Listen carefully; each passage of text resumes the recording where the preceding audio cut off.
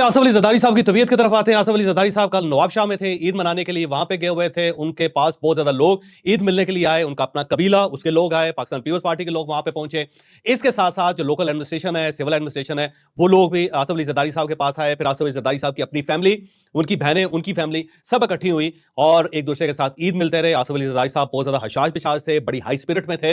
लेकिन अचानक उनकी हार्ट पल्पिटेशन बढ़ गई, उनके दिल के ऊपर थोड़ा सा स्ट्रेस सा फील हुआ और लिहाजा फौरी तौर पर नवाबशाह से उन्हें कराची ले जाया गया और इस वक्त वो हॉस्पिटल में एडमिट हैं। साथ साथ पाकिस्तान पीपल्स पार्टी के लोगों से दुआ की दरख्वास्त की जा रही है कि आप दुआ करें आसफ अली जरदारी साहब जल्द से जल्द सेहतियाब होकर अपने घर पहुंचें। और इस वक्त की ताज़ा सूरत हाल ये है कि आसफ अली जरदारी साहब थोड़ा सा कंफर्टेबल फील कर रहे हैं, डॉक्टर्स उनकी निगरानी कर रहे हैं और साथ साथ उनका ब्लड प्रेशर और शुगर दोनों को मॉनिटर कर रहे हैं। ये ध्यान में रखें कि आसफ अली जरदारी साहब को कई छोटी छोटी बीमारियां हैं, उनको हार्ट का इशू भी आ रहा है, थोड़ा सा ब्रेन का इशू भी उनके ऊपर है और साथ साथ उनको डायबिटीज भी है, इसलिए वो खाने में बहुत ज्यादा एहतियात करते हैं और अपने डॉक्टर्स की हमेशा केयर का ख्याल रखते हैं और साथ साथ डॉक्टर जो उनको नुस्खा देते हैं उसके मुताबिक वो अपनी सेहत का ख्याल रखते हैं। तो आसफ अली जरदारी साहब के लिए खसूसी दुआओं की दरख्वास्त है मेरी तरफ से। जनाब, हुकूमत पाकिस्तान ने अफगान महाजिरीन को 31 मार्च की तारीख दी थी। ये डेडलाइन थी कि 31 मार्च से पहले पहले आपने पाकिस्तान छोड़ के अफगानिस्तान वापस जाना है। कल ये तारीख खत्म हो गई, ये डेडलाइन खत्म हो गई, जिसके बाद हुकूमत पाकिस्तान ने नए अदादोशुमार जारी किए। उन अदादोशुमार के मुताबिक 8,85,902 अफगान महाजिरीन जो हैं वो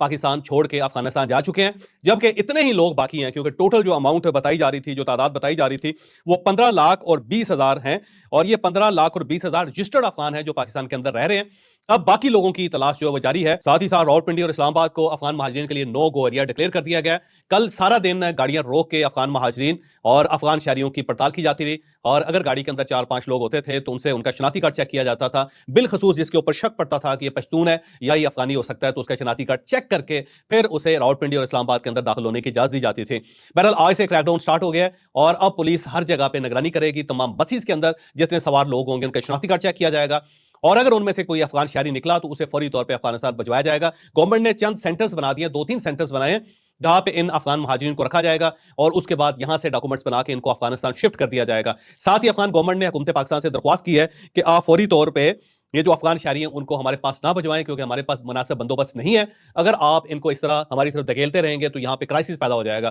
तो अफगान गवर्नमेंट की तरफ से दरख्वास्त की गई है और ये दरख्वास्त मोहम्मद सादिक साहब को भी की गई और इसके साथ साथ जो पाकिस्तानी हुकाम है और जो पाकिस्तान के वहां पे सफीर है अफगानिस्तान के अंदर, काबुल के अंदर, उनसे भी दरख्वास्त की गई है कि आप अफगान महाजिरीन को भेजते हुए थोड़ा सा सिस्टम जो उसको स्लो कर दें कि कहीं ऐसा ना हो कि अप्रैल के पहले महीने में इतने ज्यादा अफगान महाजिरीन हमारे पास आ जाएं कि उनकी टेक केयर करना हमारे लिए मुमकिन ना रहे। तो पाकिस्तान से अफगान गवर्नमेंट की तरफ से दरख्वास्त की जा रही है और मुझे लगता है कि इस दरख्वास्त पे ज्यादा अमल दरामद नहीं हो सकेगा क्योंकि उससे पहले हुकूमत पाकिस्तान ने जब भी अफगानिस्तान से कहा था कि टीटीपी पाकिस्तान के अंदर इंतशार फैला रही है, पाकिस्तान के अंदर कत्लो गारत कर रही है, इनकी वजह से यहाँ पे पाकिस्तान में लाशें गिरती हैं, यहाँ पे इमारतों को नुकसान पहुंचता है और पाकिस्तान का अमन अमान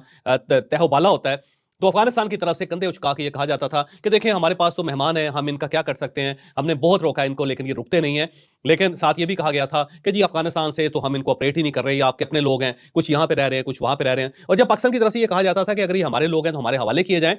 तो उसके ऊपर अफगान गवर्नमेंट का ये कहना होता था कि जनाब ये हमारे मेहमान हैं, हम मेहमानों को कैसे निकाल सकते हैं, ये तो हमारी पश्तून रवायात की खिलाफ वर्जी है। लेकिन अब जब अफगान शहरियों को पाकिस्तान की तरफ से बेदखल किया जा रहा है, वापस भेजा जा रहा है, तो अफगान गवर्नमेंट ये कह रही है कि इस सिस्टम को स्लो डाउन कर दें ताकि अफगानिस्तान के ऊपर ज्यादा दबाव ना आए। अब यहाँ पे सवाल फिर वही पैदा होता है कि जब हमारा इशू था तो उस वक्त कंधे उचका दिए जाते थे, अब जब अफगानिस्तान का इशू बना है तो हमसे दरख्वास्त की जाती है कि जी आप हमारे शहरियों को भेजते हुए थोड़ा सा सिस्टम स्लो कर दें। तो भाई जब हमारे शहरी आपके पास थे और हम आपसे बार बार कह रहे थे कि इन्हें हमारे हवाले कर दें ताकि हम इनका ट्रायल कर सकें, तो उस वक्त आप ये कहते थे हमारे मेहमान हैं। और अब जब आपका इशू है तो आप कह रहे हैं कि इन मेहमानों को जरा तवील अरसे तक पाकिस्तान में रख लें। भाई ये कैसे मुमकिन है? तो मुझे लगता है कि हुकूमत पाकिस्तान ने अप्रैल के महीने में तमाम अफगान महाजिरीन को जिनके पास अफगानिस्तान का शनाती कार्ड है या वो पाकिस्तान के अंदर लीगल नहीं है, उन सबको अफगानिस्तान के अंदर धकेल देना है। यह महीना बड़ा इंपॉर्टेंट है। अप्रैल के महीने के अंदर ये सब लोग अफगानिस्तान वापस जाएंगे ताकि अफगानिस्तान को हीट का अंदाजा हो कि जब आप इस तरह नफरत बोते हैं तो उसका नतीजा क्या निकलता है। साथ साथ ईरान की तरफ से भी क्योंकि तमाम अफगानियों को वापस भेजा जा रहा है तो इस वक्त अफगानिस्तान दोहरे प्रेशर में है। एक साइड से ईरान के लोग, ईरान के अंदर मौजूद अफगान महाजिरीन जो हैं वो वापस जा रहे हैं, दूसरी तरफ से पाकिस्तान से जा रहे हैं। और अगर ये सिलसिला इसी तरह जारी रहा तो मुझे लगता है कि अनकरीब ताजिकिस्तान के अंदर भी कुछ अफगान महाजिरीन मौजूद हैं और साथ साथ उज्बेकिस्तान के अंदर भी हैं, तो वहां से भी ये फ्लड की शक्ल में वापस आएंगे जिससे अफगान गवर्नमेंट ऑलमोस्ट क्रैश हो जाएगी। तो ये एक लेसन है अफगानिस्तान के लिए कि जब आप दूसरे मुल्कों की सलामती से खेलेंगे तो अल्टीमेटली आपके ऊपर भी प्रेशर आएगा और जब प्रेशर आएगा तो फिर दूसरे मुल्क भी आपकी फेवर नहीं करेंगे। हम आते हैं अमेरिका और ईरान की तरफ। अमेरिका ने कल, उनकी जो तर्जुमान है दफ्तर खारजा की तर्जुमान है टेमी ब्रूस, उसने कल दोबारा ये डिक्लेयर कर दिया कि जो पासदारान इंकलाब है, ईरान की एक फोर्स है, याद रखिएगा, ये इनको कहते हैं पासदारान इंकलाब। ये एक सिविल फोर्स है जो इंकलाब के नाम पे कायम हुई थी जब इमाम खमैनी का इंकलाब आया, तो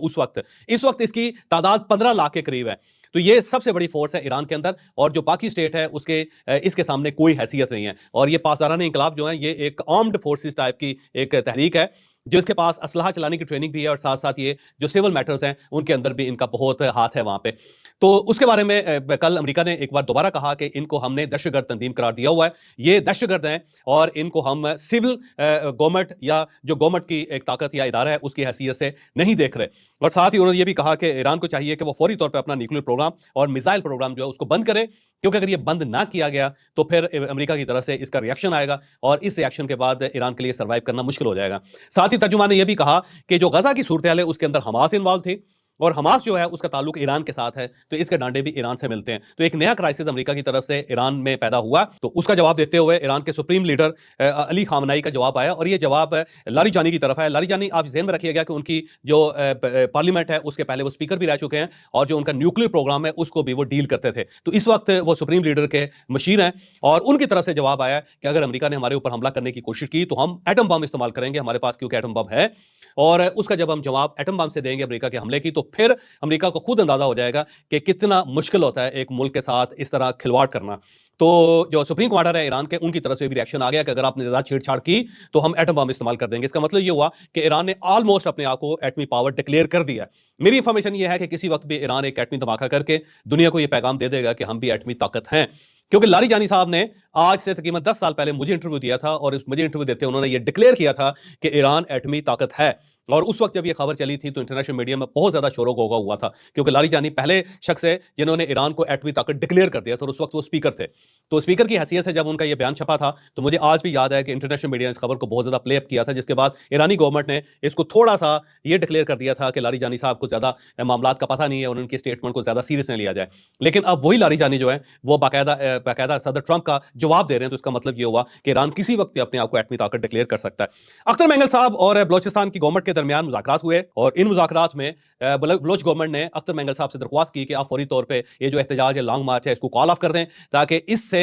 बलोचिस्तान के अंदर जो सेटलर्स हैं उनकी जान को खतरा है, पंजाबियों की जान को खतरा है, सिंधियों की जान को खतरा है, और साथ साथ जो पश्तून आबादी है हमारी उसकी जान को भी खतरा है, क्योंकि यहाँ पे खासा क्राइसिस पैदा हो गया, और किसी वक्त भी आपके ऊपर खुद कुछ हमला भी हो सकता है, क्योंकि यहाँ पे बहुत ज्यादा दहशतगर्द मौजूद है, और इसका नुकसान बलोच लोगों को भी होगा, आपको भी होगा, और जो बलोचिस्तान के अवाम है उनको भी होगा। लेकिन अख्तर मेंगल साहब ने यह मुतालबा मानने से इनकार कर दिया, और साथ ही उन्होंने कहा जी मेरा सिर्फ एक ही मुतालबा है, और मुतालबा यह है कि मरहूम बलोच समेत तमाम जो असीर हैं उन सबको रिहा किया जाए, और रिहाई के बाद उनको मेरे लॉन्ग मार्च में भेज दिया जाए, तो उसके बाद फिर हम अपना अगला लाए अमल उसका ऐलान करेंगे। साथ साथ अख्तर मेंगल साहब को यह भी कहना था कि मुझे कोयटा जाने दिया जाए, मैं आज़ाद शहरी हूँ, मेरे साथ आज़ाद शहरी हैं, और कोयटा हमारा शहर है, और हमें आईने पाकिस्तान जो है वो आज़ादी देता है कि हम किसी जगह पर भी एहतजाज कर सकते हैं। तो अगर हम कोयटा जा रहे हैं तो रास्ते में रुकावटें क्यों खड़ी की गई हैं?